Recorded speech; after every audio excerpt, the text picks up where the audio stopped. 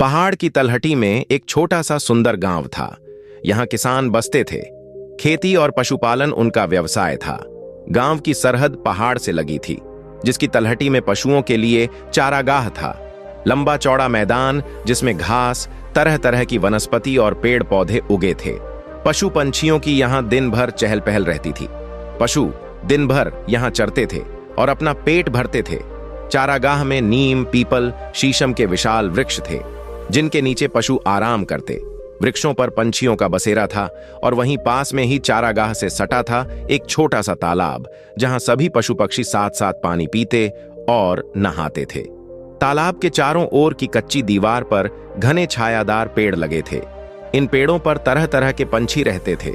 दिन भर फल खाते रहते, चहकते उड़ते और विश्राम करते। सुबह से ग्वाले भी अपनी गाय भैंसों को लेकर आ जाते। पशु चारागाह में चरते, पानी पीकर पेड़ों के नीचे आराम करते, पंछियों द्वारा गिराए हुए फलों को खाते। पंछियों के समूह में एक गौरैया थी, जिसका नाम रानी था। रानी गौरैया बड़ी चंचल, मेहनती, मिलनसार और चतुर थी, इसलिए वह सबको अच्छी लगती थी। पंछी ही नहीं, दूसरे पशु भी उसे बहुत पसंद करते थे। वह दिन भर गाय भैंसों की पीठ पर फुदकती रहती, यहां वहां चुगती रहती। ग्वाले अपने पशुओं को चरने मैदान में छोड़ दिया करते और पेड़ों के नीचे बैठकर बतियाते, हंसते, गाते रहते। दोपहर को अपने अपने घरों से लाई रोटियां खाते, कुछ टुकड़े पंछियों को भी डाल दिया करते।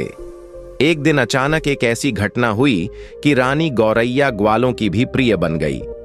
उस दिन ग्वाले अपने पशुओं को चरागाह में छोड़ पेड़ के नीचे बैठकर बातें कर रहे थे कि अचानक से गोपाल की गाय गौरी रोने चिल्लाने लगी। उसकी आवाज तेज होती जा रही थी। सभी हैरान थे, कानों को हिला हिलाकर कुछ कहना चाहती थी। ग्वाले कुछ समझ नहीं पा रहे थे। रानी गौरैया को समझ आ गया था, अवश्य ही गाय के कान में तकलीफ है। रानी गौरैया ने उड़ान भरी और गाय के पास पहुंच गई। रानी ने गाय का सीधा कान देखा, उसमें कुछ न था। फिर उलटे कान में झांकी और देखा एक मोटा सा कीड़ा खून चूस रहा है। उसने तुरंत कीड़े को चोंच से पकड़कर बाहर खींच लिया और जमीन पर पटक घायल कर दिया। गाय को तुरंत आराम मिल गया। सब हैरान रह गए। गौरी गाय रानी गौरैया की इस मदद से बहुत खुश हुई। उसने गौरैया को प्यार भरी नजरों से देखा और धन्यवाद दिया। उस दिन से रानी और गौरी गाय दोनों की दोस्ती हो गई। जैसे ही सुबह गाय चारागाह में आती, रानी को आवाज लगाती। रानी उड़कर गाय की पीठ पर बैठ जाती। गौरी उसे सैर कराती। दोनों खूब बातें करती, तालाब तक जाती, पानी पीती, आराम करती। शाम ढलते ही ग्वाले अपने पशुधन को लेकर गांव की तरफ लौटते। गौरैया भी गौरी गाय की पीठ पर बैठ कुछ दूर छोड़ने जाती। गाय रानी से कहती, रानी तुम बहुत दूर आ गई हो, अब वापस लौट जाओ। गौरैया फुर्र से उड़ान भरती और पेड़ पर लौट आती। गौरैया और गाय की दोस्ती मशहूर हो गई। दूसरे पशु पंछियों को बड़ी खुशी थी। गाय गौरैया के लिए रोटी का टुकड़ा अपने मुंह में दबाए ले आती। गौरैया गाय के लिए पेड़ों से फूल पत्ते फल गिराती। इस तरह दोनों एक दूजे की घनिष्ठ बन गई, साथ साथ अपना वक्त गुजारने लगी। एक सुबह गाय चारागाह नहीं आई।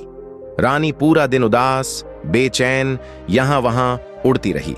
दूसरी गायों से पूछती रही, किंतु किसी को गाय के बारे में कुछ पता नहीं था। अगले दिन भी वह नहीं आई।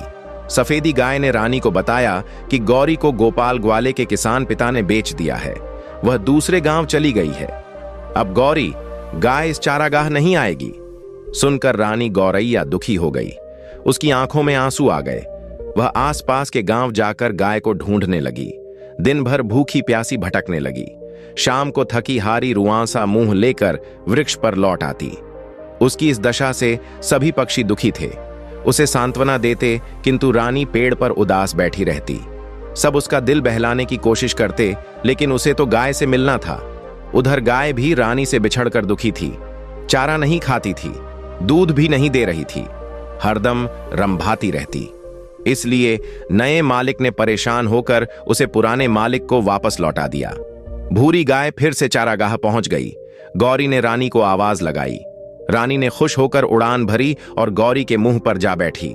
दोनों की आंखों से खुशी के आंसू बह रहे थे। गाय पूंछ हिलाकर रंभाकर खुश हो रही थी। गौरैया गाय की पीठ पर यहां वहां फुदक रही थी, खुशी से चहचहा रही थी। सभी पशु पक्षी उन दोनों का मिलन देख खुश हो रहे थे, उनकी दोस्ती की दुहाई दे रहे थे। दोस्ती हो तो ऐसी, सच है जिससे सच्चा प्यार हो वह उसे जरूर मिलता है एक न एक दिन।